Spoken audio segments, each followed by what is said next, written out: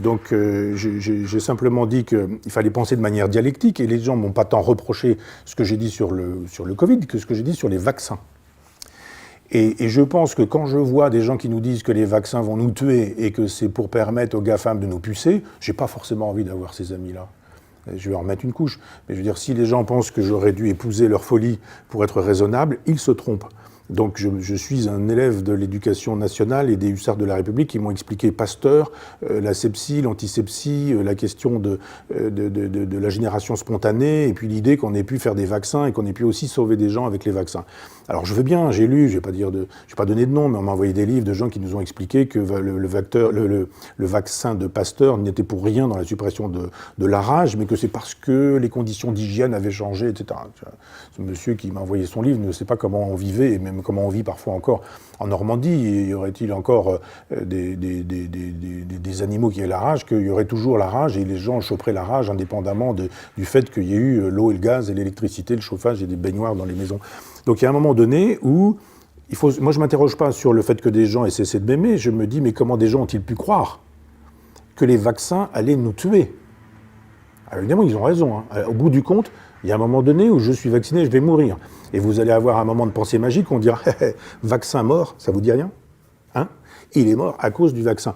Moi je veux bien, mais quand les gens déraisonnent, ils estiment que c'est moi qui... Enfin, cette religion vaccinale, notamment sa gestion du Covid, elle a été quand même un petit peu bousculée. J'entends bien. Et moi le premier, j'ai fait savoir qu'à partir du moment où on nous a dit qu'il fallait vacciner les enfants, j'ai dit stop, on arrête. Stop, on arrête sur la question des vaccins. Là, vous dites n'importe quoi. Je l'ai dit. Donc j'ai été capable d'une autocritique en disant non, sur ces gens qui nous disent que les vaccins sont faits pour tuer, pour pucer et pour refaire un reset, etc., sont des gens qui ne reviennent pas sur leur position. Ils pensent toujours que ce vaccin, alors que ce virus a été quoi? J'en sais rien. Inventé par Bill Gates pour que les gens soient malades mais pas morts, et pour faire un vaccin qui permet le puçage, etc. Mais tous ces gens qui regardent leur téléphone portable compulsivement, ils sont déjà pucés. Mais les GAFAM n'ont pas besoin de pucer le cerveau de gens qui estiment que ce sont des gens qui veulent nous pucer en nous envoyant des vaccins dans la peau, puisque finalement ce sont des gens qui se pucent eux-mêmes avec une consommation excessive de tout ce que les GAFAM produisent. Je veux bien, mais je veux dire que moi j'ai fait des études de biologie quand j'étais à la fac, parce que c'était obligatoire. On a appris ce que c'était qu'un noyau, un cytoplasme, une membrane. Une cellule, c'est quoi? Noyau, cytoplasme et membrane. Et quand on vous explique que le vaccin ne touche pas au noyau ARN, mais que c'est un support, et que donc il ne saurait modifier le code génétique, vous avez des gens qui disent que c'est pas vrai. Qu'est-ce que vous voulez dire? Vous avez des gens qui vous disent votre chemise est blanche. Vous dites mais non, regardez, cette chemise n'est pas blanche. Je vous dis qu'elle est blanche et que vous êtes abusé par les GAFAM qui vous disent que mais la couleur c'est une vibration, vous êtes sensible à la vibration. Bon, d'accord, très bien. J'ai arrêté de chercher à comprendre comment fonctionnaient ces gens qui nous disaient que les vaccins étaient faits pour tuer. Quel intérêt y aurait-il à inventer un virus qui ne tue pas massivement, c'est pas la peste, hein, pour fabriquer un vaccin qui tuerait les gens plus tard? Mais pourquoi faire, les tuer? Mais c'est quoi l'intérêt? Alors on voudrait pucer les gens, mais en même temps on voudrait les tuer, puis en même temps on modifierait l'ARN, alors que le vaccin n'entre pas dans l'ARN, puisqu'il est simplement porteur, un petit peu comme s'il portait sur son dos quelque chose, on n'entre pas dans le corps de l'ADN. Je dis, mais... ça c'est un peu contesté, hein, oui, évidemment qu'il oui, elle dit qu'on touchait au chromosome. Parlons d'elle. Envoyer son livre avec une dédicace longue comme ça, qui est une dédicace un peu furieuse. Je veux dire, il y a... Je suis pas catho, mais par rapport, voilà, je garde pour moi. J'aime bien être bienveillant, donc je suis pas catho. Cette dame apparemment est catho, je l'ai appris après, mais j'ai lu son livre là que vous avez à l'écran, souligné, etc. Elle donne les liens, des faits. Je conseille quand même, tout de même, à Michel Onfray de lire son livre.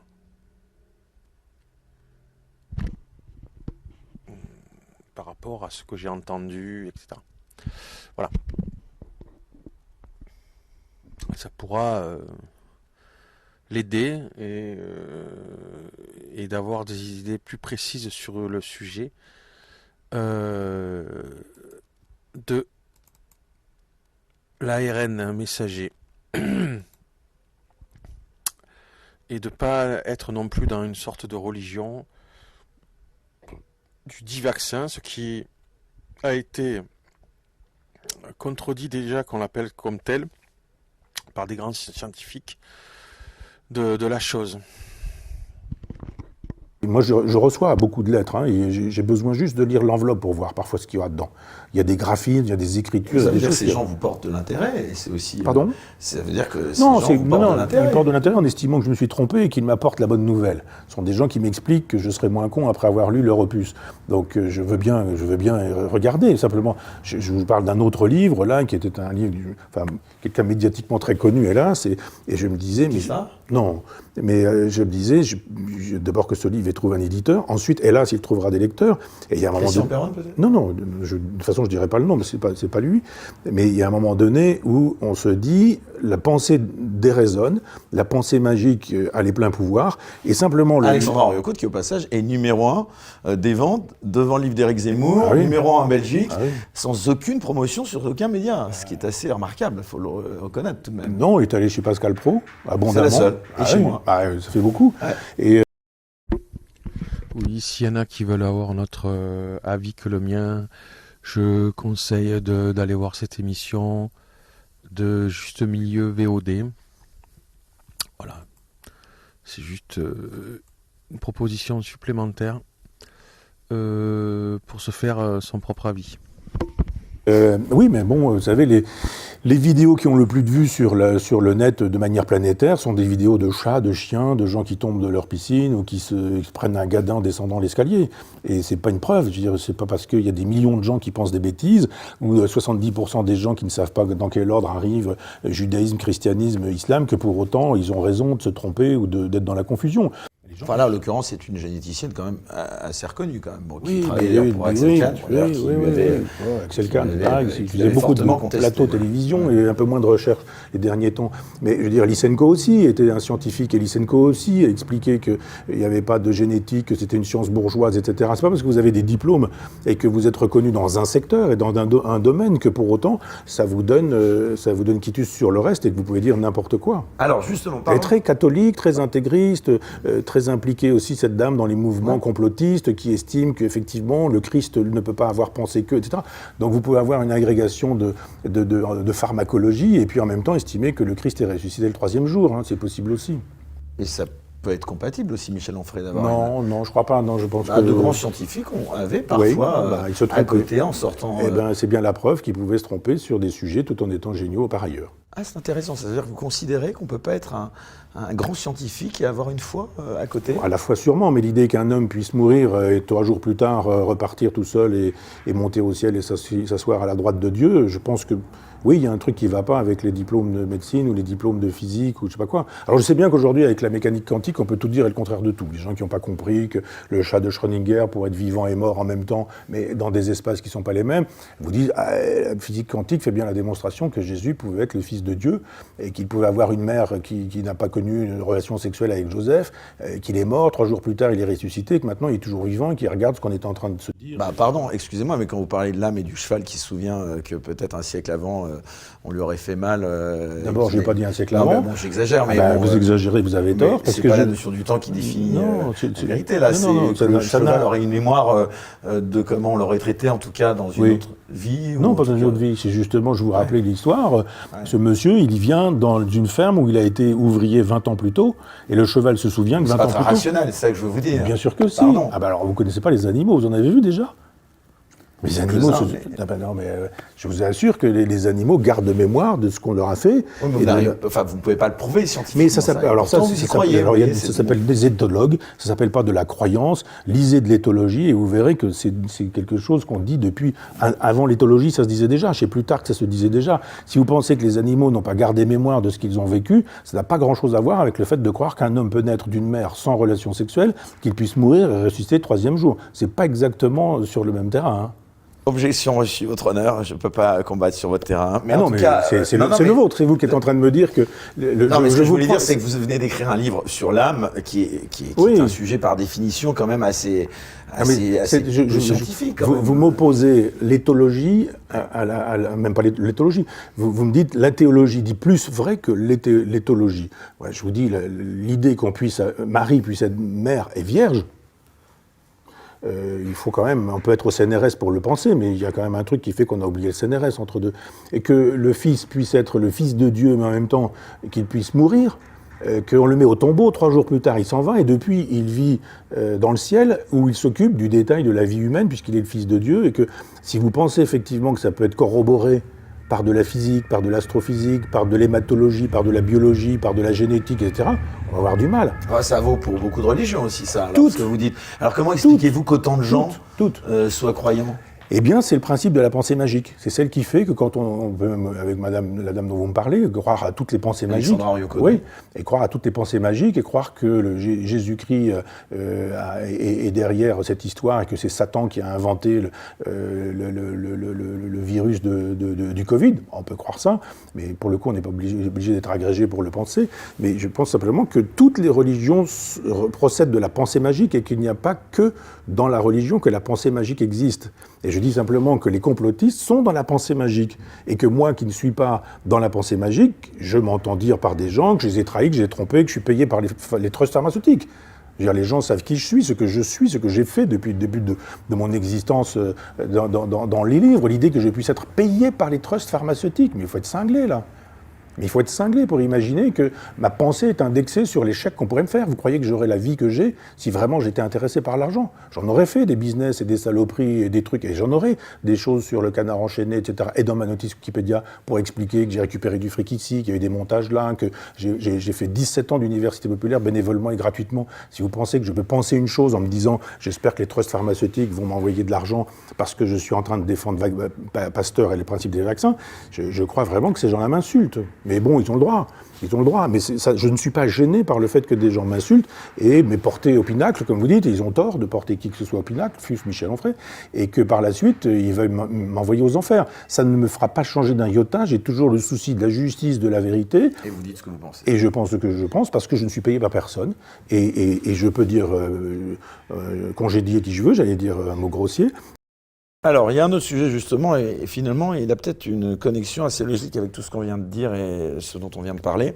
Un autre sujet qui a attiré mon attention, c'est la possible légalisation de l'euthanasie et du suicide assisté dans la foulée de la fameuse Convention citoyenne sur la fin de vie. Quelle est votre position là-dessus? Je sais que c'est un sujet qui vous touche particulièrement, Michel Onfray. Oui, moi je le dis depuis toujours, je suis pour... L'humanité est-elle en train de jouer avec le feu? Non. Bon, vous me faites un petit clin d'œil, donc dans votre question, oui, j'ai aidé ma compagne à mourir, pour le dire clairement, parce qu'elle a eu un long cancer de 13 années, 7 années de chimiothérapie, et j'ai souhaité qu'elle puisse disparaître dans la meilleure des hypothèses, c'est-à-dire sans trop souffrir, sans trop avoir de souffrance psychique, sans trop savoir qu'elle allait mourir. Donc on m'a dit voilà, il lui reste 3 semaines à vivre. Et je me suis pas dit pendant 3 semaines on va faire la bamboula et puis voilà. Et je me suis dit pendant les 3 semaines je ne veux pas qu'elle sache qu'elle va mourir. Donc voilà. Alors je peux être un salaud, mais je veux dire que le problème il n'est pas pour ou contre l'euthanasie, il est comme à l'époque de l'avortement.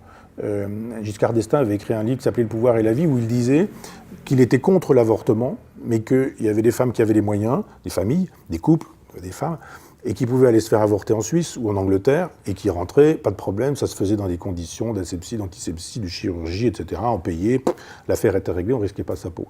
Et d'autres femmes qui, elles, se faisaient avorter à l'aspirateur, à l'aiguille à tricoter, et avec des dommages terribles. Avec parfois elles devenaient stériles, parfois elles en mouraient elles-mêmes avec des septicémies, etc. Et donc il a dit, j'ai voulu légiférer pour que ça puisse être évidemment légal et qu'on n'ait plus cette boucherie. Je rappelle que le texte, il faut écouter le discours de Simone Veil ou lire son texte, parce qu'elle dit il ne faut pas que ça devienne un confort, il ne faut pas que ça devienne un moyen de contraception, c'est toujours un drame, etc., etc. Moi, je suis toujours sur ces positions-là. Je dis simplement que moi, quand j'ai dit qu'il fallait que Marie-Claude qu'on puisse aider Marie-Claude à disparaître, je ne vais pas dire dans la dignité, mais sans souffrance, sans souffrir, et le médecin m'a dit vous ne pouvez pas me demander ça. J'ai dit, mais vous pouvez, vous, me dire que Marie-Claude va mourir dans 3 semaines, en me disant, maintenant, rentrez chez vous, allez la voir, là, vous devez passer la voir dans la chambre, allez-y, retournez-y. Voilà, vous me dites le truc, maintenant, débrouillez-vous, je suis tout seul. Et vous me laissez devant sa mort, devant son trépas, comme ça, en me disant, c'est une affaire. Je dis, pourquoi vous me dites ça? J'aurais pu le découvrir dans 3 semaines, pourquoi vous m'informez? Vous me dites, on vous balance le truc, on s'en va, et puis maintenant, gérez vous-même le problème. Et je dis, et là, vous me dites, je peux rien faire. Sympathique, maintenant, vous passez à autre chose, quoi. Il se fait que je connaissais un autre médecin qui m'a dit, je vais t'aider. Connaissait Marie-Claude, qu'il aimait aussi beaucoup. Hélas, il est décédé, cet ami. Et il se fait qu'on a pu recourir à l'euthanasie. J'avais une autre histoire avec un autre ami, qui était lui aussi médecin, qui un jour passe me prendre, j'étais jeune, une vingtaine d'années à l'époque, et puis il me dit, viens avec moi, puis on est parti faire un tour, et il est allé dans une maison, il me dit, tu m'attends là, je reviens tout de suite, etc. Puis après, il me dit, écoute, il faut que je te dise, voilà, je viens d'euthanasier quelqu'un. Et il me dit, j'avais besoin de toi avec moi, j'avais besoin d'en parler. Et donc, il l'avait fait, et c'était pas léger. C'était pas un truc du genre, bon, c'est un vieux, il encombre le terrain, il faut le supprimer, etc. Pas du tout, c'est pas du tout comme ça que ça s'est posé. Et donc, je me suis dit, mais il y a aujourd'hui un endroit où l'euthanasie se pratique, si vous connaissez du monde, si vous connaissez des gens. Et puis un autre endroit où ça se pratiquera Charles pas. Bietri, d'ailleurs l'ancien directeur des sports de Canal+ et de France Télévisions, a annoncé aussi cette semaine Oui. qu'il avait organisé Oui. déjà tout, Oui. qu'il est atteint de la maladie de Charcot. Parce qu'il a de l'argent. Tant mieux pour lui.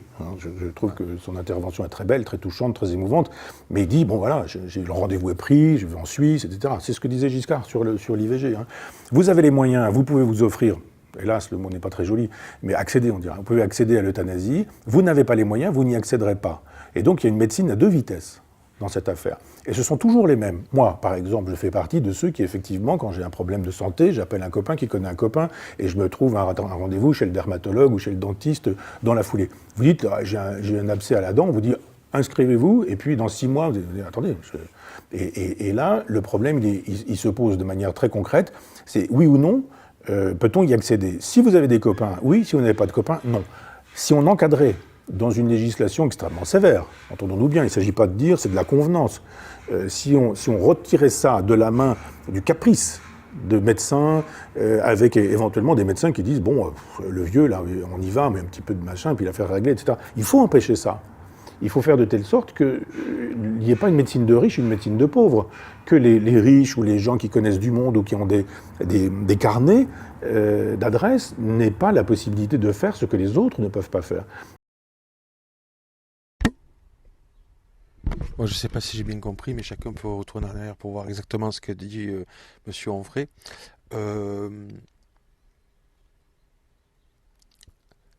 D'abord, je pense qu'il est d'accord avec moi et tous ceux qui ont cette position que les gens préfèrent dans la société, peut-être beaucoup qui ont la foi, savoir ce qu'il en va en être pour eux. S'ils vont potentiellement mourir bientôt ou pas. Et souvent, d'ailleurs, pour que leur vie ne serve pas à dénier ou amoindrir la notion de vérité. Bon, je pense que, je ne vais pas développer là, mais je pense qu'il pourra être d'accord avec ça. Deuxièmement, il ne faut pas que les riches aient accès à ce que les non-riches ne puissent pas avoir accès. Il aurait dit, il ne faut pas que les non-riches n'aient pas accès à ce que les riches ont accès. Ça se discuterait pas pour le refuser, pas du tout. Moi, je suis plutôt pour. Hein. Mais là, de dire il ne faut pas que les riches aient accès à ce que les non-riches n'ont pas accès, je trouve que c'est une drôle de mentalité et de société. De vision de la société. Je ne vois pas en quoi un pauvre ou quelqu'un de la classe moyenne n'est pas doué de conscience et n'est pas responsable aussi dans la société de réfléchir et potentiellement de prendre des décisions par lui-même ou par son représentant pour faire avancer certains sujets. Et que ça serait le riche qui s'en serait responsable, seulement en tout cas, alors qu'ils sont les moins nombreux, et donc ils devraient subir la punition du fait même que dans la société, une majorité de personnes n'aient pas réfléchi sur un sujet. Il ne faut pas que les riches aient accès dans un domaine à ce que les non-riches n'ont pas accès.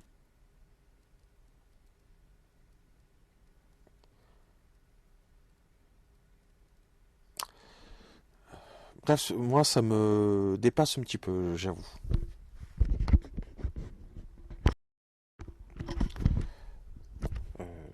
ça me déplace d'autant plus que rien ne dit que, par ailleurs, ce riche qui va se faire euthanasier en Suisse, par exemple, était opposé à ce que ça soit accessible à tous.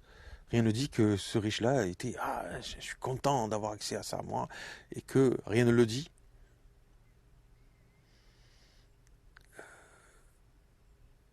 Et je dirais même que pour le premier point que j'ai dit là, qu'il y en a qui ils préfèrent savoir s'ils vont mourir, ça n'empêche pas la bienveillance de ceux qui s'opposeraient à cette idée-là, hein, dans leur fonction médicale. Hein, la bienveillance est potentiellement ouverte même envers les gens qui ne pensent pas comme nous. Bon, voilà, petite réflexion, principalement sur ce qu'il vient de dire. Il ne faut pas que... On va aller peut-être en arrière, l'écouter ensemble.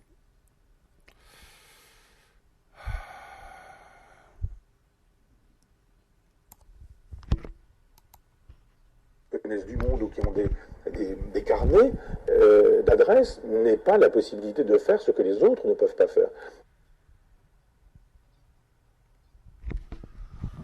Voilà. Bon, les commentaires sont ouverts. Évidemment que moi je préfère que tout le monde, en tant que chrétien, que tout le monde ait accès à la chose, mais je trouve ce propos... Voilà, dites-moi un petit peu ce que vous en pensez en commentaire. Et il faut qu'une médecine digne de ce nom prenne en considération alors plein de choses. Après, vous avez le suicide assisté, qui n'est pas non plus la piqûre que vous mettez dans la poche en disant on le fait pas, on lui dit pas, etc. Tout ça, ça doit être très encadré. Mais je pense que sur le principe, l'idée qu'on puisse décider de sa propre mort et qu'on ait le droit à la contradiction. C'est-à-dire Marie-Claude, elle était pour le droit à mourir dans la dignité, et moi aussi. Et il se fait qu'elle ne m'en a pas parlé. Et il se fait que je n'ai pas compris pendant très longtemps. Et il se fait que quand on me dit, ben voilà, venez par ici, on a des choses à vous dire, dans 3 semaines, elle est morte, hein, c'est fini. Et là, vous vous dites, je fais quoi? Je rentre en disant, tu sais, le médecin m'a dit que tu allais mourir dans 3 semaines, alors tu es toujours pour le droit à mourir dans la dignité, qu'est-ce qu'on fait finalement? Tu veux être incinéré? Tu veux un cercueil comment? Et puis pour les obsèques, tu veux qu'on invite machin au bidule? Tu veux de la musique ou tu veux pas de la musique? Vous pouvez imaginer ça?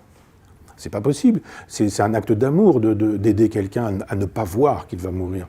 Et les gens qui nous disent « Ah non, c'est de la barbarie, dans le tas de nazis, il y a nazi », comme disait Kouchner jadis, mais je dis, c'est monstrueux de dire une chose pareille. C'est pas on se débarrasse des vieux qui sont improductifs, c'est juste de dire « Dernier acte d'amour, je ne veux pas que la femme de ma vie puisse passer 3 semaines dans un enfer terrible ».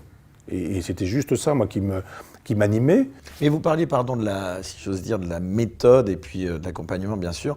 Vous dirigez une revue qui s'appelle Front Populaire. Moi, j'avais plutôt envie de vous entendre sur ce que vous pensez du mode de consultation du peuple sur cette question. Est-ce que vous pensez qu'il faut en appeler à consulter le peuple? C'est ça aussi la question de fond. Est-ce qu'il y a des sujets sur lesquels... Condorcet dit des choses extraordinaires en disant qu'il faut le droit de vote pour tout le monde. Je rappelle que la Révolution française, c'est pas pour tout le monde, hein. C'est pas pour les femmes, c'est censitaire, il faut avoir de l'argent, etc. C'est pas ce qu'on dit, la Révolution française. Moi, je suis pour que tout le monde puisse voter. Mais il disait aussi, Condorcet, que la pire des choses, c'était un vote sans consentement éclairé.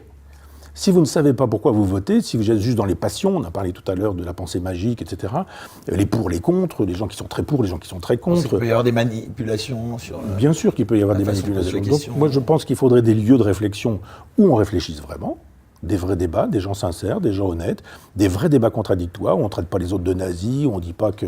etc., etc. Enfin, juste, on prend les arguments, on les examine, et puis à un moment donné, alors il faudrait pour ça des chaînes qui soient honnêtes. Même la chaîne parlementaire ne peut pas faire ce travail. Il faudrait vraiment des chaînes honnêtes où on pourrait dire, on fait un vrai débat de longue durée, où on pourrait entendre tout le monde, la version du prêtre, du pape, du pope, de l'imam, de la franc-maçonnerie, des humanistes, des philanthropes, de je ne sais pas qui, enfin des gens qui ont été témoins de ceci. La franc-maçonnerie aussi.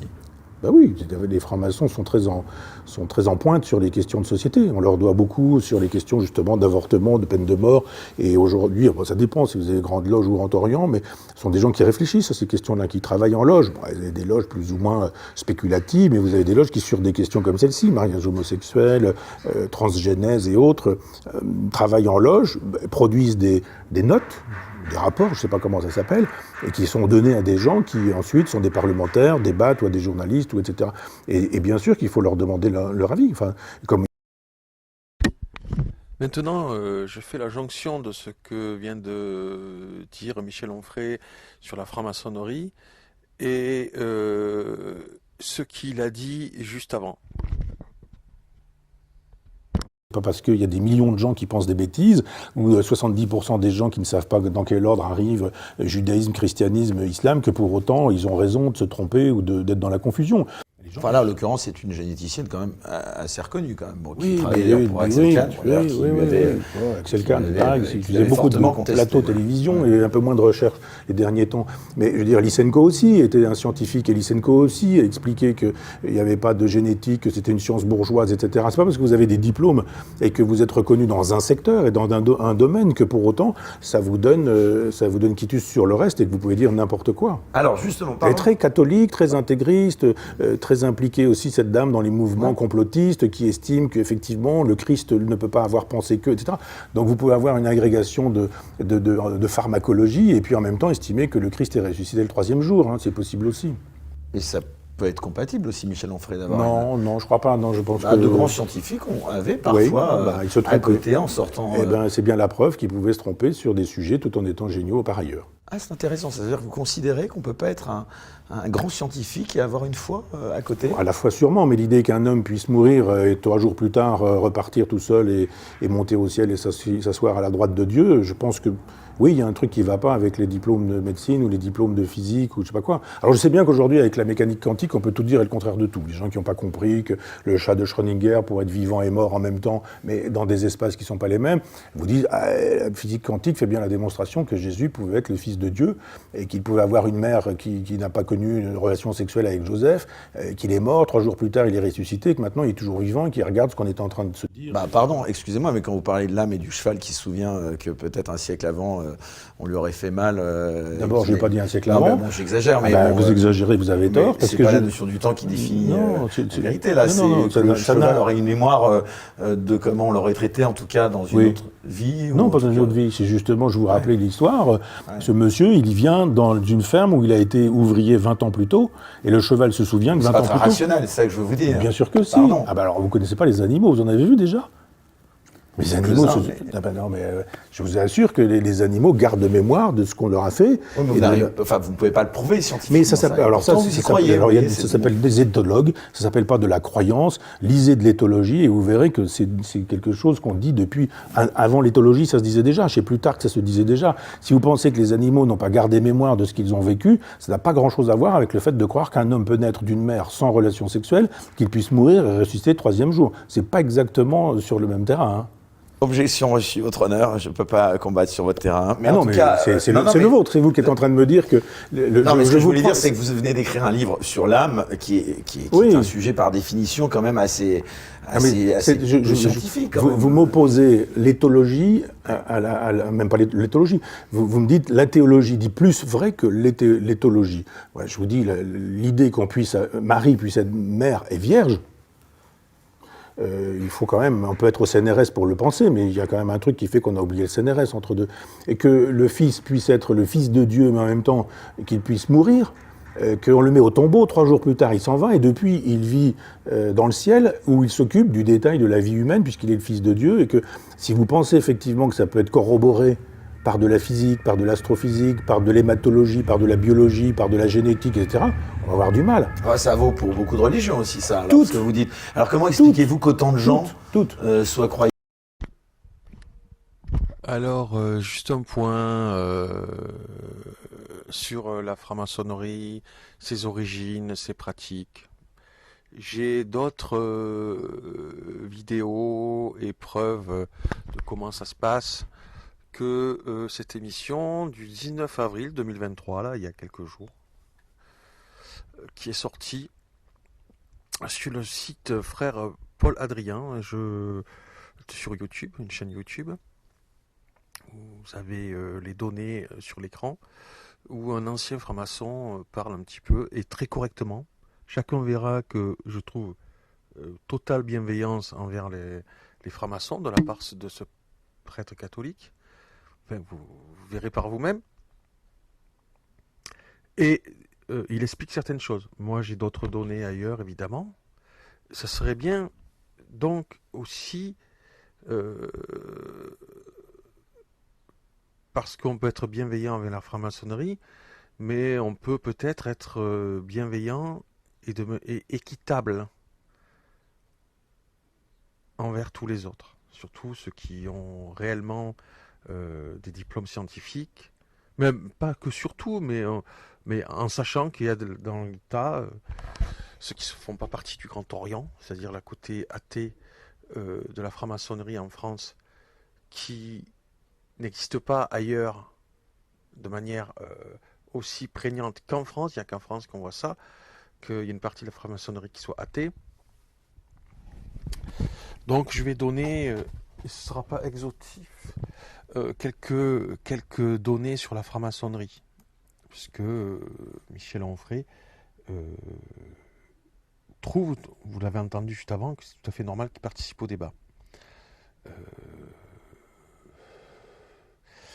Mais c'est pas très glorieux parce qu'ils préparent déjà leurs questions à l'avance. Donc débat libre et citoyen, bon c'est vrai qu'il faudrait que les citoyens aussi préparent sur certains sujets, qui travaillent leur sujet très bien.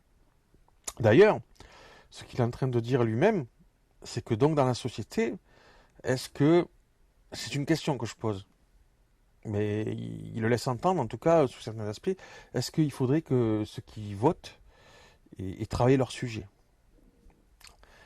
Indirectement, il nous pose la question. Mais maintenant, revenons à la franc-maçonnerie. En sachant, et je connais pas cette dame et je suis pas catho, ceux qui prétendent, ceux qui sont chrétiens et qui ont la foi, hein, tout en étant chrétiens. Vous avez entendu. Je vais juste signifier certaines choses. Il faut savoir que la maçonnerie est issue du christianisme. C'était des chrétiens, deux pasteurs chrétiens qui ont formé cette chose-là et qui ont accepté tout de suite des cathos parce qu'ils voulaient réfléchir et approfondir leur foi chrétienne, même avec des cathos, en faisant fi des guerres de religion chrétiennes entre eux, par exemple, divers courants protestants et le catholicisme ou divers courants catholicisme. Donc la franc-maçonnerie a réuni des chrétiens pour pouvoir réfléchir sur des choses de société et même approfondir la foi chrétienne, indépendamment de ces guerres de religion, etc. Donc voilà, c'est peut-être bon à savoir que malgré ce que dit Michel Onfray, c'est-à-dire fustiger la foi chrétienne, j'ai dit chrétienne, pas que la foi en Dieu, tout en encensant la franc-maçonnerie vient de la foi chrétienne. Alors, qu'est-ce qu'on peut dire? Que en France, donc je disais, de plus en plus, il y a de moins en moins de francs-maçons déistes et de plus en plus de francs-maçons athées. C'est ce qui est incongru, parce que c'est issu du christianisme, la franc-maçonnerie. Hein, historiquement. On peut dire ça, quelque part. Donc voilà.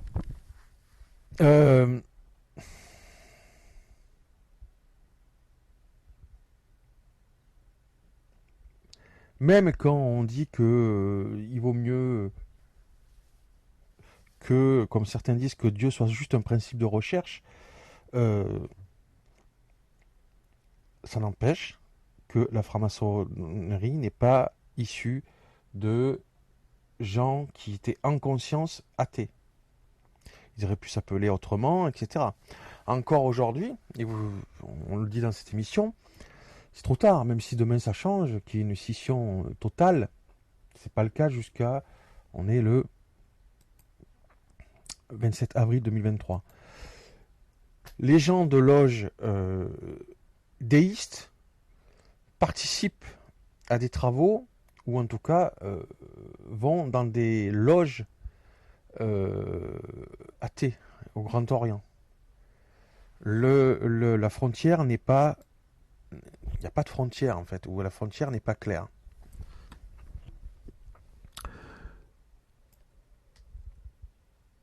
Donc, je vais... Ça, c'est fait.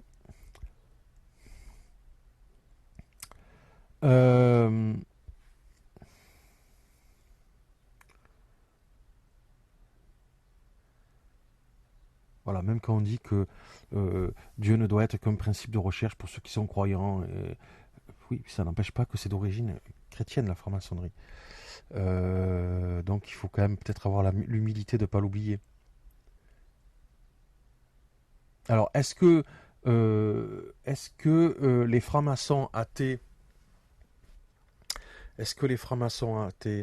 ne finissent pas à être mégalomaniaques? On l'a vu dans l'histoire, le nazisme, le communisme. On peut être, en tout cas le communiste dans divers endroits dans le monde, hein, on peut être totalement mégalo au nom de cet athéisme. En tout cas en luttant contre la croyance en Dieu. N'est-ce pas? On peut être totalement mégalo. J'espère que on ne doute pas de ça quand même. Hein, sinon c'est qu'on a vraiment un problème psychologique. Donc des athées peuvent être totalement mégalos envers les croyants et même les chrétiens. On est d'accord? Bien. Je ne reviendrai pas du fait du livre Désenchantement du monde. Moi, c'est en étudiant l'histoire de la religion et l'histoire de la philosophie, l'histoire des idées politiques, que j'ai vu que les chrétiens, par exemple, à Rome, ont permis quelque part que soit plus considéré le cas des femmes et des enfants, qui, je ne vais pas dire un petit peu comment ils étaient considérés, et a eu son lot positif aussi, le christianisme ou la chrétienté. Je dirais plutôt le christianisme. Et que ensuite, évidemment, 70%, comme le dit lui-même, des gens ne savent pas repérer dans l'histoire la chronologie de l'advenue des religions monothéistes, c'est-à-dire judaïsme, islam et christianisme. Oui, je pense que ça pose un problème parce que le christianisme apporte quelque chose dont explique bien Marcel Gauchet, notamment en plus de ses conférences dans le Désenchantement du monde, qui pour moi, comme pour lui, comme pour beaucoup, est irremplaçable. Je pense que c'est dommage de l'effacer comme ça. C'est peut-être un manque d'instruction plutôt qu'une manipulation potentielle du christianisme qu'il y a dans nos sociétés. Alors, aujourd'hui, on peut se douter, comme il y en a eu par le passé, que les francs-maçons athées deviennent mégalos et veulent s'imposer de manière pas forcément équitable, alors que je connais leur dogme, je connais la foi chrétienne quand même pas mal, j'ai lu Marcel Gauchet, je sais historiquement certaines choses. Bon, il y a eu la guerre d'Inquisition, mais il y a eu aussi certaines choses que le christianisme a permis de mettre dans les sociétés humaines, de la défense des faibles, etc., qui n'existaient pas forcément de manière très formidable avant. Donc, je trouve que c'est, personnellement, même si je ne suis pas catho, important de le signifier tout ça. Et que, en disant que comme il y a un court passé, les athées peuvent totalement être mégalomaniaques et vouloir empêcher les autres de parler. Tic, tac, tic, je laisse réfléchir. Est-ce que ça a déjà eu lieu? Oui ou non? Ben oui. Et ça, il faut le signifier clairement. Hein? On ne peut pas vouloir être reconnaissant de ce que nous ont légué nos aïeux en France, par exemple, en étant souverainiste, et par exemple, oublier d'où vient la franc-maçonnerie. En la mettant en avant tout en voulant écraser le christianisme quelque part. Il y a quelque chose de bon. Est-ce que les francs-maçons athées ne peuvent pas montrer des signes de mégalomanie et affirmer que sans eux, la République n'existerait pas, etc. Surtout donc la franc-maçonnerie athée. Est-ce qu'il y en a qui ne montrent pas plus ou moins qu'ils ont cet état d'esprit? La réponse est malheureusement oui. Clairement, je veux pas faire comme dit Monsieur Monfray donne pas de nom, je vais pas montrer certaines vidéos ou certains textes de certains francs-maçons du Grand Orient. Oui, il y a de la mégalomanie derrière. Peut-être parce que c'est le seul endroit au monde où l'athéisme, c'est-à-dire la France, dans la franc-maçonnerie, est présente, qui veulent, soi-disant enorgueillir la France, d'être le peuple où il est le franc-maçonnerie athée la plus prégnante. Oui, c'est de l'orgueil. Et moi, je ne te permets pas. Pas au-delà des principes fondamentaux. Ah non, je ne te permets pas. Je parle pas, en vrai, je parle franc-maçon du Grand Orient.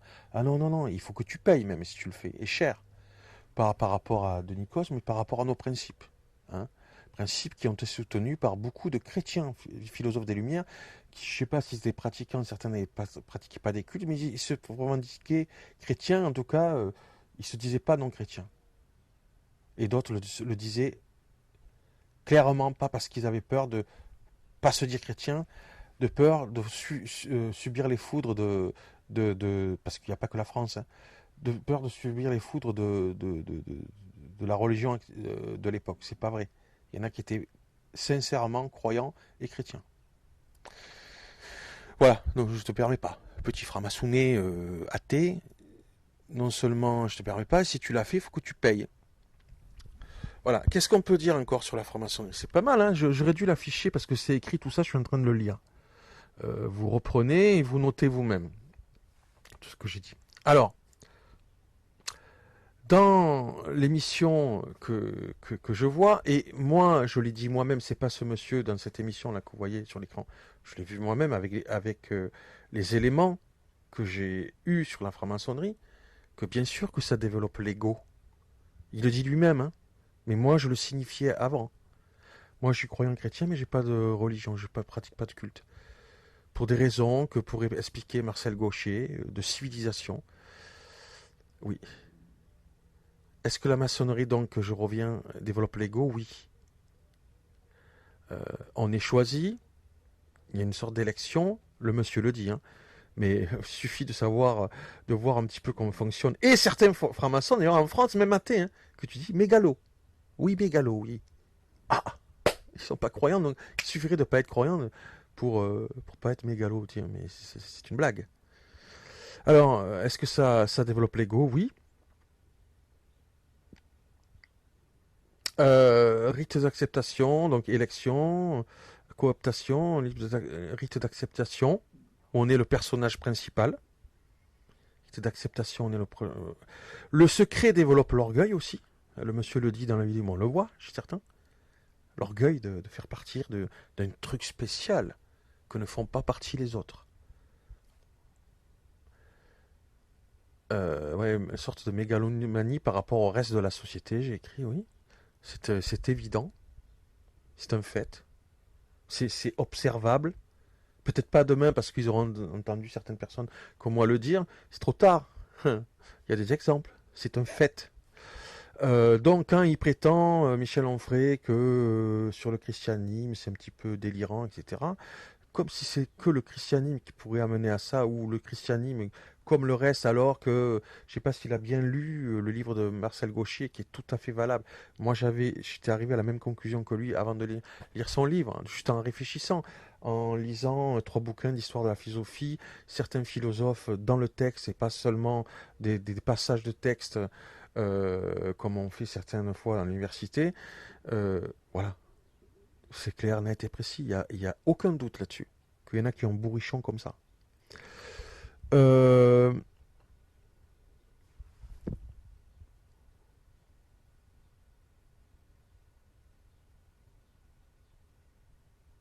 Alors, autre chose à dire. Voilà. Donc, on peut voir.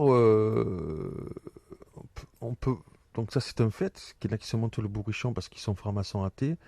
Déjà, dans l'histoire, c'est déjà advenu la mégalomanie d'athée. C'est pas. Comment ça s'appelle comment dire comment elle s'appelle. C'est pas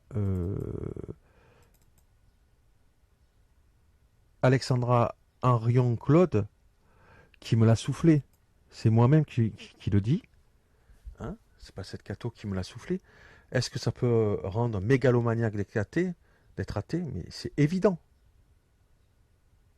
C'est un fait. Il y a plusieurs même. C'est-à-dire que même le nombre ne te permet pas de rester humble. Et la preuve, c'est qu'il y en a qui veulent jusqu'à... voilà, vous voyez, hein, dans la lutte, derrière la lutte de sectes, certains athées veulent et ont voulu carrément annihiler, qu'est-ce qu'il est marqué, on va le voir ensemble, je le mettrai sur l'écran après, éradiquer l'idée de Dieu, hein, dans les luttes contre les sectes. C'est Janine Tavernier qui a été présidente de la lutte dans la 2FI, l'association principale de lutte contre les sectes, qui a dû démissionner parce que certains voyaient des gourous partout, faisaient une chasse aux sorcières à pratiquement tout le monde, et elle a dû démissionner parce qu'elle a dit « je les tiens plus ». Et qu'il y en a, qu'est-ce qu'ils disent fichier Wikipédia? J'ai lu d'autres choses sur son expérience. J'ai été choqué un jour lorsque j'ai entendu une personne très impliquée dans la lutte contre les sectes dire avec beaucoup de conviction « il faut éradiquer l'idée de Dieu hein ». Là, on n'est plus dans un comportement républicain. Même si des personnes font partie du Grand Orient, s'ils ont un comportement comme ça, pour moi, ils n'ont plus un comportement républicain. Alors, peu connu, il y a des rites mystiques hein, dans la franc-maçonnerie hein, qui amènent le franc-maçon à de l'exaltation. L'exaltation personnelle. C'est même le but. Exaltation de lui-même, certainement aussi. Oui, oui, il le dit plus tard, ouais, j'avais écrit dans la vidéo, oui. Donc, c'est le but de s'exalter soi-même. Voilà. Au fil du temps, à un moment donné, il y a un rite, il y a plusieurs rites où on veut amener la personne franc-maçonne à viser la puissance, une quête de toute puissance. Il le dit lui-même, voilà. Voilà. Hein, je vous laisse avec ça, vous regardez la vidéo et vous renseignez. Il y a des prières, on s'incline ou on se met à genoux devant des objets sacrés. Pour moi, là, c'est une religion, évidemment. Il faut savoir qui le nie.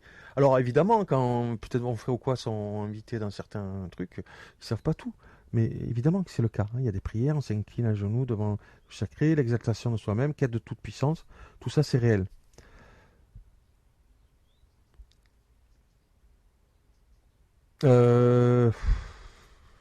Voilà. Alors,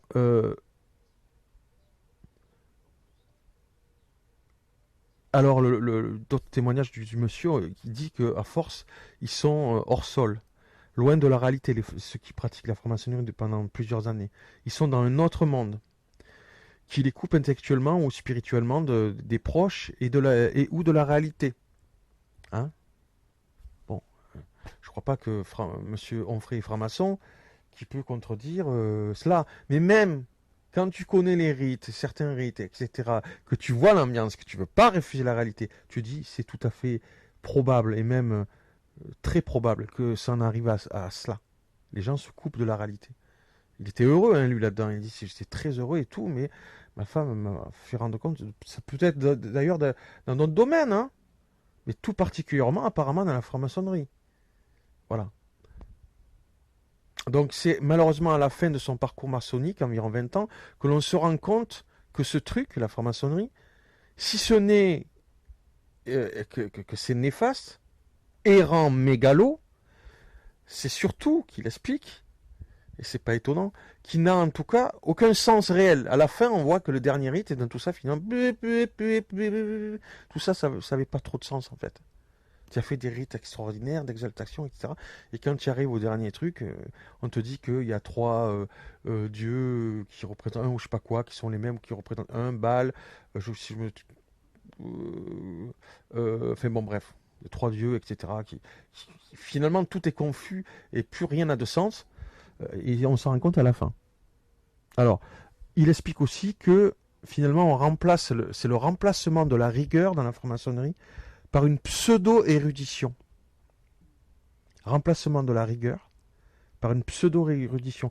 Donc, de fustiger les cathos, je ne suis pas catho, hein, de fustiger les cathos et mettre au nu la franc-maçonnerie sans savoir peut-être, et que finalement, quand on sait un peu, de savoir que la franc-maçonnerie c'est ça, je trouve que c'est limite.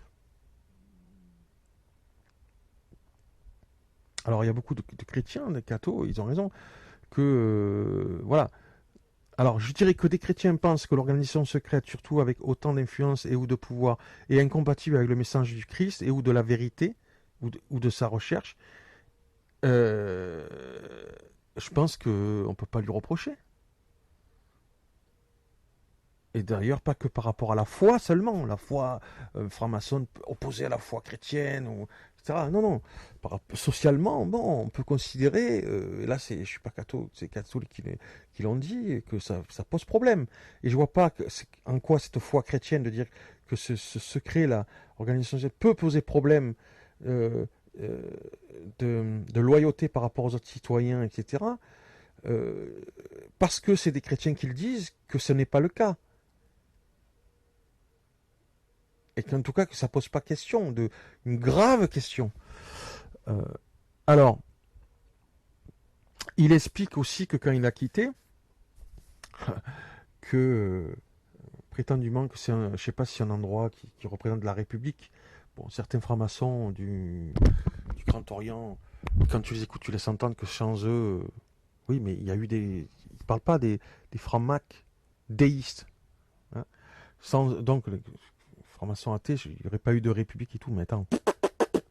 Faut arrêter, mon grand, hein, il faut redescendre. Hein. Et alors, ce monsieur explique que quand il a quitté, plus de nouvelles des autres. La fameuse fraternité s'est évanouie. Elle a fait pchit, comme dirait Chirac. Écoutez cette émission, vous verrez lui-même si c'était quelqu'un de belliqueux, qui s'est retourné contre, etc. Vous verrez que non. Pas du tout. Il trouvait que c'était sa recherche de la vérité qui reniait pas, je crois, à un moment donné. Même s'il pensait que c'était incompatible avec le message chrétien et ou du Christ. Il est très calme, etc. Non, non, il n'a pas fait la guerre à la franc-maçonnerie. Vous allez voir la vidéo lui-même. Mais, voilà. Terminé. Fraternité. Alors, je dirais bien, je parlais de Janine Tavernier tout à l'heure, qui voilà, a dû signifier qu'elle n'était pas d'accord avec ce qui se passait, avec voilà. Moi j'ai lu certaines choses, c'est la vérité. Il n'y a pas que la DFI, il y a le CMM, je crois, qui eux étaient plutôt dans ce sens-là, c'est-à-dire qu'on sentait qu'ils avaient un problème avec la foi, tout court, et que on sentait qu'ils voulaient tenter un truc peut-être pour la gloire, que la France soit spécifique dans le monde, peut-être en étant pays athée particulièrement. Non, la réponse est non. Vous vous calmez. Si vous avez piétiné les droits et libertés fondamentales de quelqu'un croyant pour cet objectif-là, vous payez et vous reconnaissez vos torts. Voilà, c'est un aparté. Donc, Janine Tavernier, qui a dû démissionner pour dire qu'elle n'était pas d'accord avec cette gloriole, hein, cet orgueil de certains qui voulaient viser ça, mais en tout cas pas de la bonne manière. Hein. On n'essaye pas d'éradiquer l'idée de Dieu. Pourquoi pas, tu essayes, mais pas en plaquant l'idée de danger public, parce que c'est ce que des rapports ont montré, plusieurs rapports, que quand quelqu'un est qualifié de faire partie d'une secte, et je rappelle qu'au début c'était lutte contre les sectes, pas contre les dérives sectaires, la personne est qualifiée d'être un danger public. Donc tu n'essayes pas, à ton aise tu veux éradiquer l'idée de Dieu, mais tu le fais correctement. Tu le fais démocratiquement, républicainement parlant. Voilà. Et c'est pas ce que certains essayent de faire ou ont essayé de faire. Hein, voilà, tu te calmes. Si tu l'as fait, et que tu te prétends honorable, surtout si tu es franc-maçon en Grand Orient, tu fais en sorte de retrouver les gens qui potentiellement ont été persécutés ou en tout cas socialement ou reconnus comme danger public, tu payes et tu fais en sorte qu'officiellement il soit reconnu qu'il a subi cela, évidemment, et que ce soit reconnu que ce soit euh, honteux et ignoble d'avoir fait ça, si c'était pour éradiquer l'idée de Dieu de cette manière-là. Voilà. Il n'y a pas d'autre choix. Alors je rappelle que Madame Picard, franc-maçonne, est devenue, à la suite de Jeanne Tavernier, peut-être pas tout de suite après Jeanne Tavernier, je me souviens plus, euh, très engagée dans la lutte contre les dites sectes, était franc-maçonne. Voilà. Madame Picard, qui est devenue présidente de la DFI, après Jeanne Tavernier, était franc-maçonne. Alors est-ce que c'est du Grand Orient? Est-ce que c'est des Grands Loges? Je ne me rappelle plus comment s'appelle l'autre, les déistes. Voilà. Voilà, voilà.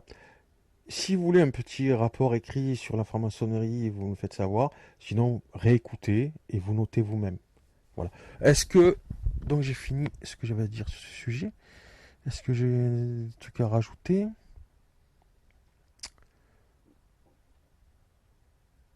Oui, après, d'avoir... Qui est le Grand Orient en France? Et après la lutte de secte, c'est-à-dire criminaliser les gens, peut-être à tort ou à raison. On sait que parfois ça a été à tort. C'est officiel, si les journalistes n'en parlent pas, on le sait aujourd'hui que ça a été à tort, hein, pour certains. Criminaliser les gens en les faisant passer pour danger public, et que des francs-maçons, comme on a parlé, Mme Picard, et peut-être à tort donc, hein, et il y en a eu que ça a été à tort, reconnu par des instances qui s'occupent de démocratie. Et même, voilà. Eh bien, ça veut dire que la franc-maçonnerie, même athée, ne peut plus définitivement se targuer d'être victime. Je ne parle même pas de la corruption qui a eu ou qui a là-dedans, et ou qui a d'Adam, donc qui a eu ou qui a... Voilà. En 2003, 2004, il y a des choses qui sont sorties. Hein. Bon. La franc-maçonnerie, c'est terminé. Ne peut plus se draper dans une robe de victime à vitam aeternam. Je ne suis pas pour qu'on les attaque, je ne suis pas pour qu'on les embête, mais autant qu'eux-mêmes ne puissent pas faire la même chose et qu'ils soient punis quand c'est le cas, quand ils le font. Et d'autant plus avec l'autorité qu'ils représentent. Vous savez, une notion de justice partout dans le monde, dans des pays civilisés, c'est que quand tu as une quelconque autorité et que tu fais le mal consciemment, c'est plus grave. Donc ça doit, surtout en groupe, ça doit se payer plus cher. Et ça va être reconnu officiellement. Les juges doivent faire en sorte que ce soit reconnu, évidemment, on est d'accord. Voilà. Donc peut-être ça les dégonflera par rapport, apparemment, voilà, victimes, et puis des crises tactiques qu'ils ont dans leur mouvement, là, où, qu'est-ce qu'ils disent, voilà, quête de toute puissance, exaltation de soi-même, à un moment donné, dans le parcours, voilà, ça permettra, comme tout le monde, la justice est là pour ça aussi, pour, hop, on dégonfle, voilà. Et la justice dit quoi, quelque part, quand des gens consciemment font le mal, de gré ou de force? La justice est là pour ça. Quand on considère que peut-être tu dois dégonfler par rapport aux principes fondamentaux, voilà, il faut le faire. Voilà. Bon, les Guiscato, je crois qu'on tape dessus aussi. Pour être équitable, on pourrait parler des Guiscato, mais là, je crois que c'est fait, non? Oui, remplacement de la rigueur par une pseudo-érudition. Oui, dans la franc-maçonnerie. Oui. C'est ça qui, je trouve peut-être est le plus important dans les recherches que j'ai fait sur eux, dans cette vidéo et ailleurs. Hein. Remplacement de la rigueur par une pseudo-érudition. Alors que quand on entend eux, etc., on a l'impression que... Hein, voilà.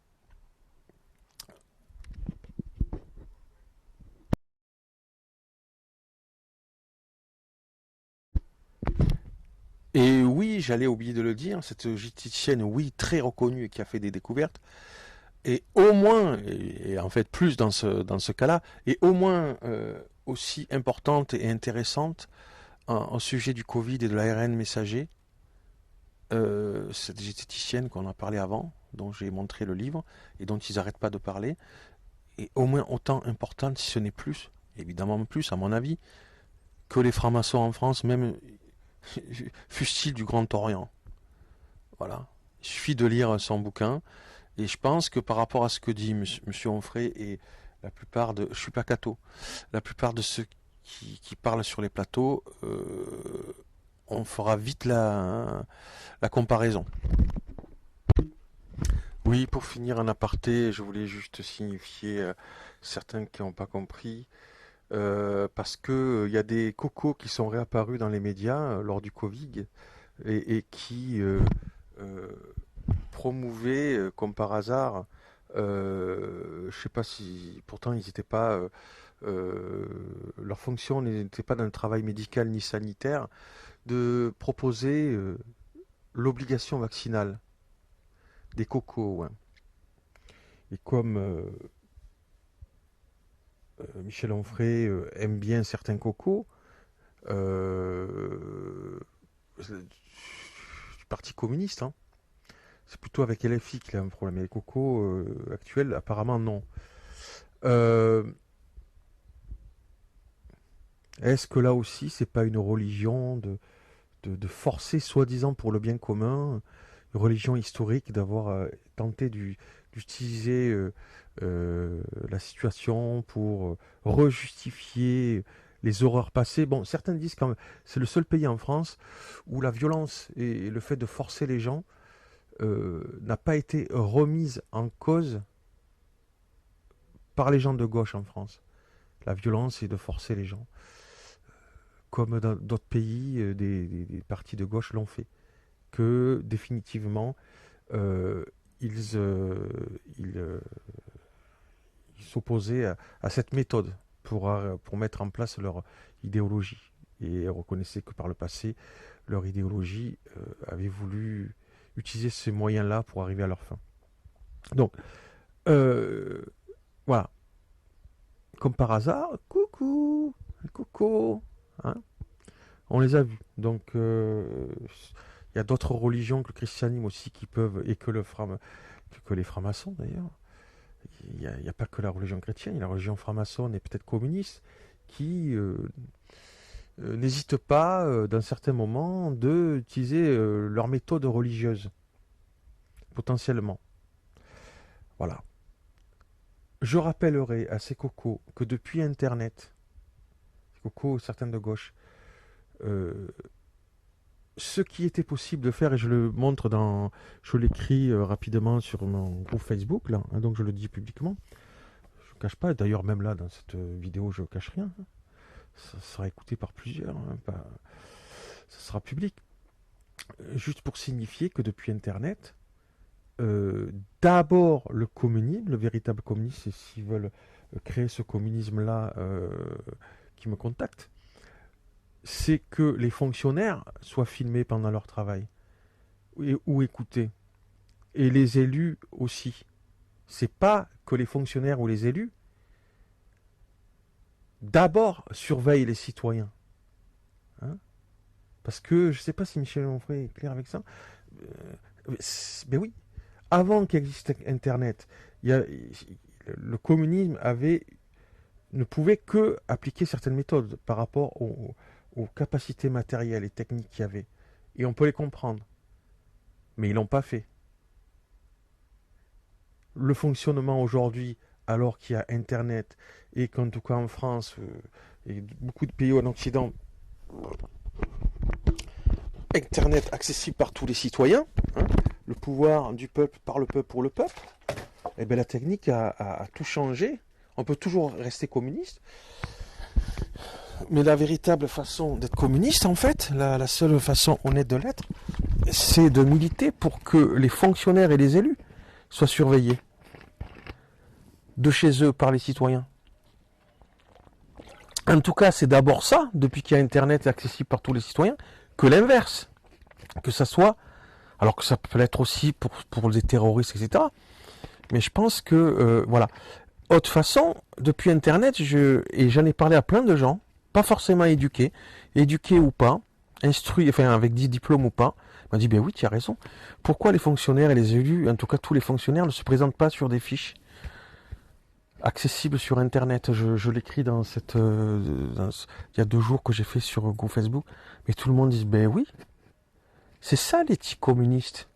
C'est pas de forcer les gens à se vacciner alors enfin n'importe comment, même s'ils n'ont pas de risque, qu'ils ont moins de 50 ans par exemple, hein, je dis ça, les commentaires sont ouverts. Hein, les enfants, etc. C'est pas de permettre de dire c'est bien qu'il y ait du secret forcément, non. Le secret, c'est pas bien. Peut-être c'est nécessaire parfois. Mais on peut pas revendiquer, comme certains j'ai entendu dire, le secret c'est bien.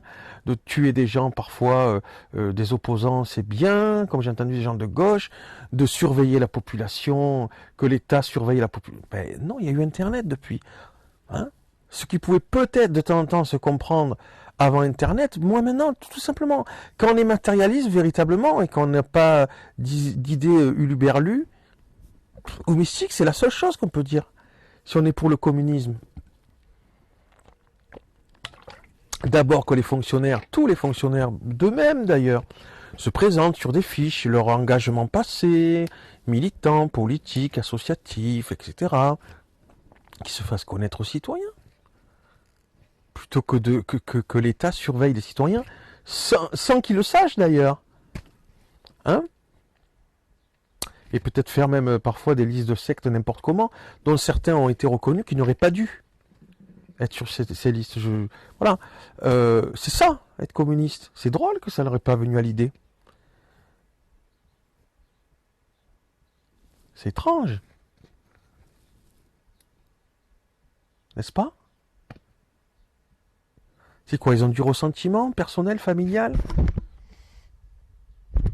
Ils veulent dire n'importe quoi sur les bourgeois, contrairement à ce que disaient Marx et Trotsky, par exemple.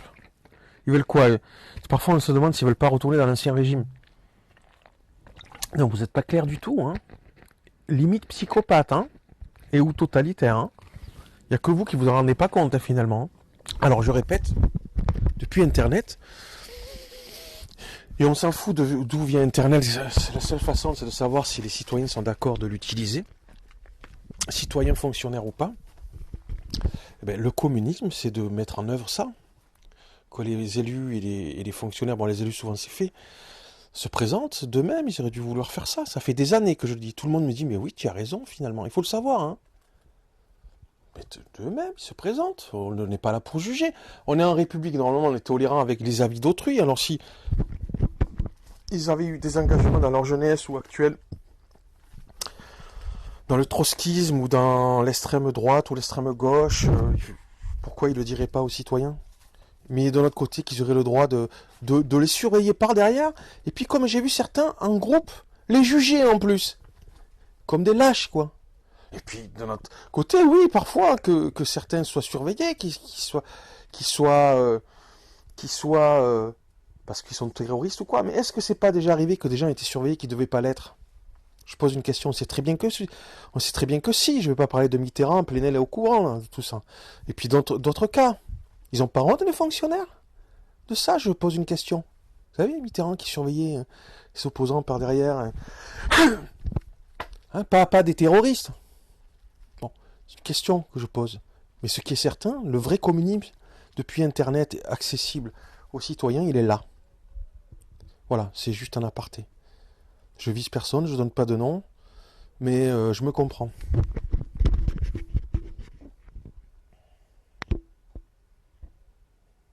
Donc, qui se présente, que chaque citoyen sur d'intérêt, tiens, ce fonctionnaire que j'ai affaire, ah ouais, d'accord, Jacqueline Bertrand, ah tiens, ah bon, bah c'est rigolo, elle était trotskiste, etc. Bon, j'espère qu'elle n'est pas encore dans sa fonction, etc. Surtout qu'en France, en plus, ce qui est interdit en Suisse, dans notre pays, hein, les fonctionnaires, on démissionne, hein, si on veut se présenter. Hein. Non, en France, apparemment, on peut se présenter, on retrouve son travail. C'est-à-dire, on est plus avantagé que ceux qui travaillent dans le privé. C'est une folie totale. Voilà. Donc les commentaires sont ouverts. Moi, j'appelle ça des imposteurs.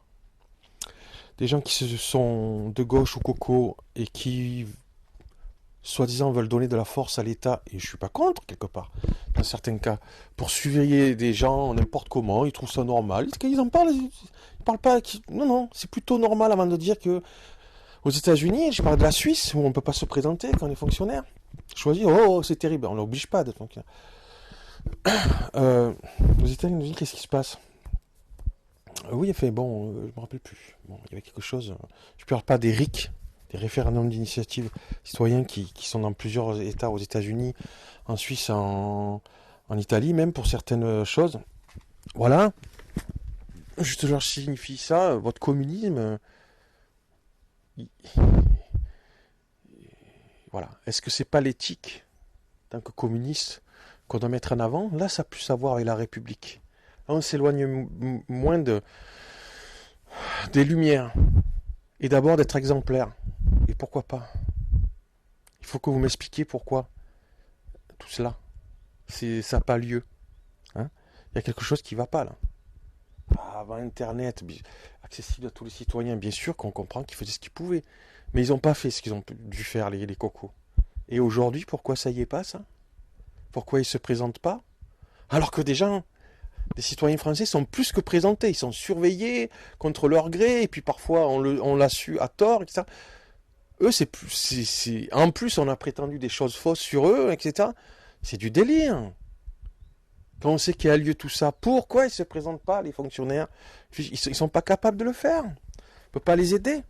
Alors peut-être de manière non obligatoire, mais au moins que ceux qui... Il n'y a pas les 3/4 qui ont envie de le faire. Et puis après, on peut se poser des questions qui mettent leur nom les autres en disant vide, fiche vide. Mais en tout cas, c'est plutôt normal de commencer par là que de prétendre normal de surveiller les citoyens n'importe comment. Hein? Voilà. Vous pouvez me dire ce que vous en pensez sur un commentaire. Moi, j'en ai discuté avec des citoyens directement. Et ils ont trouvé pas ça honteux, en tout cas moins honteux, que de surveiller les citoyens n'importe comment et de ne pas faire ça avant. Merci à vous.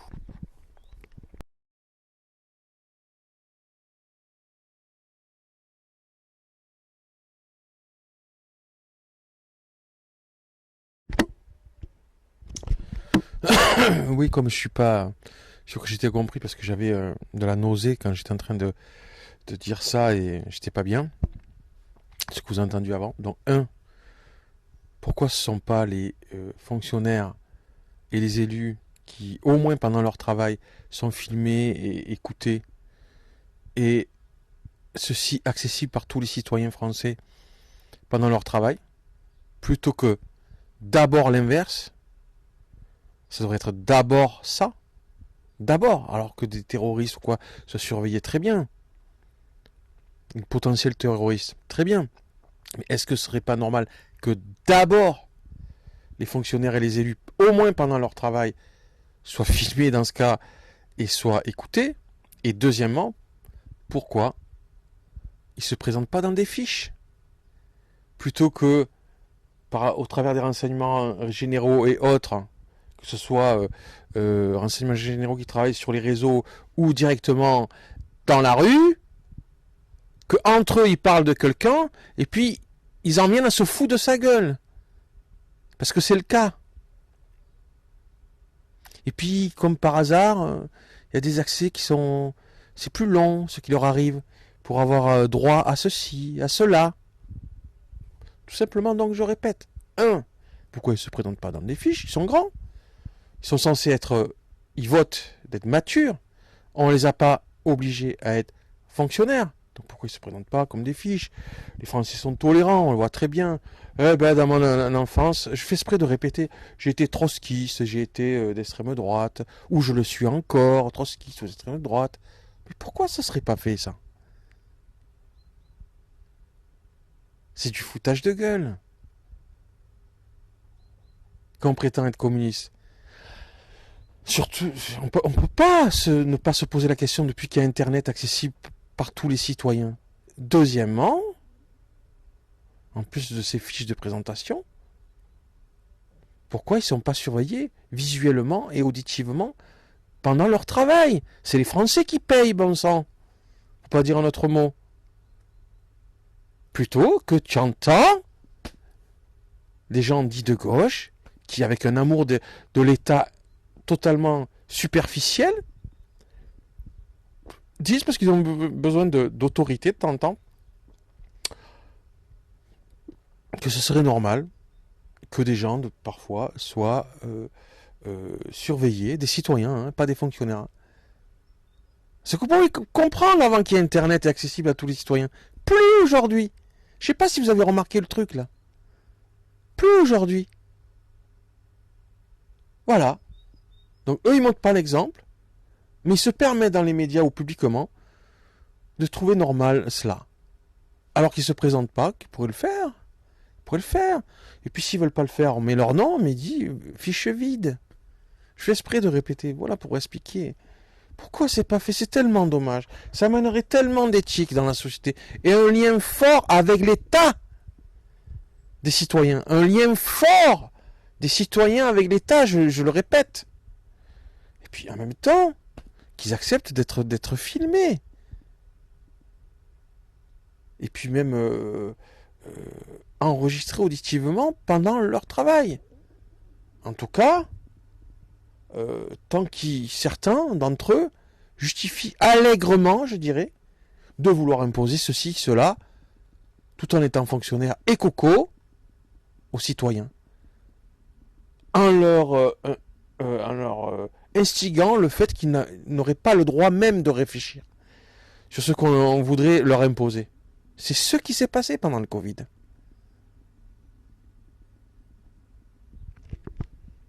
Et ils ont oublié ce fait-là.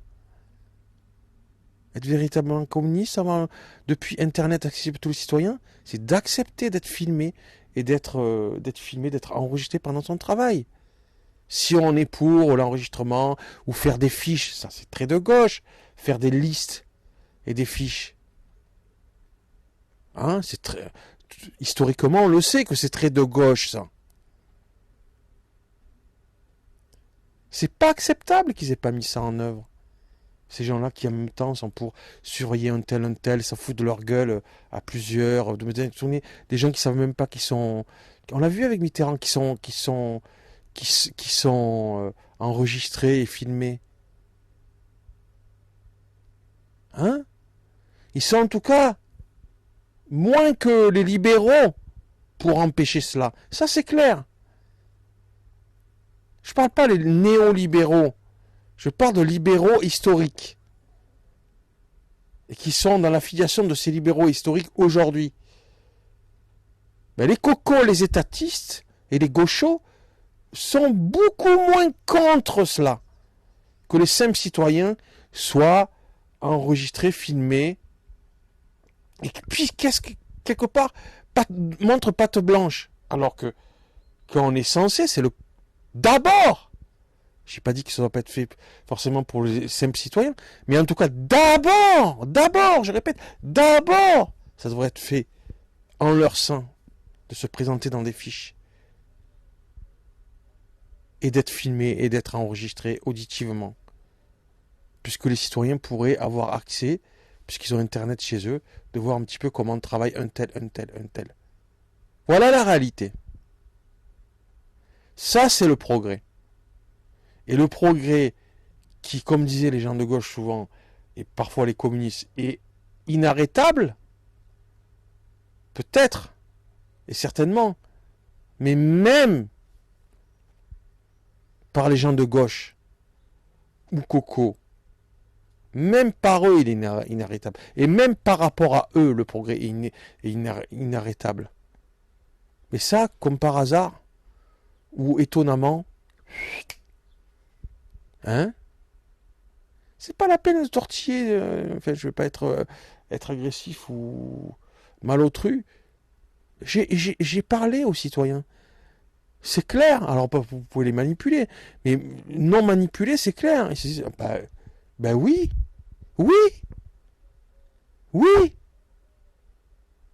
ça devrait commencer par là. Alors, je m'excuse si j'insiste un petit peu, parce que l'audio que j'ai dit avant, j'étais pas bien. Alors, je suis pas sûr que je me suis fait bien comprendre. Donc, des fiches de présentation. C'est normal. C'était pas possible avant. Je parle pas quelque chose de bizarre. C'est seulement que c'était pas possible avant. Avant Internet. Accessible à tous les citoyens. En tout cas, dans certains pays. Aujourd'hui, c'est possible. Donc, vous présentez comme des grands, comme des gens matures, pas seulement communistes, qui peut parfois être mégalos, donc comme des gens matures, responsables, vous présentez. Loisirs, nom, prénom, loisirs, engagement associatif, engagement politique, etc. Plutôt que de le faire par derrière aux autres citoyens, ça. Et deux, que vous soyez filmé. Ça serait super sympa que vous acceptiez ça. Plutôt que vous acceptez que certains citoyens, qu'on leur fasse des fiches, parce que ça, ils vont pas dans votre sens, dans votre idéologie. Et à un moment donné, on peut pas avoir le beurre et l'argent du beurre.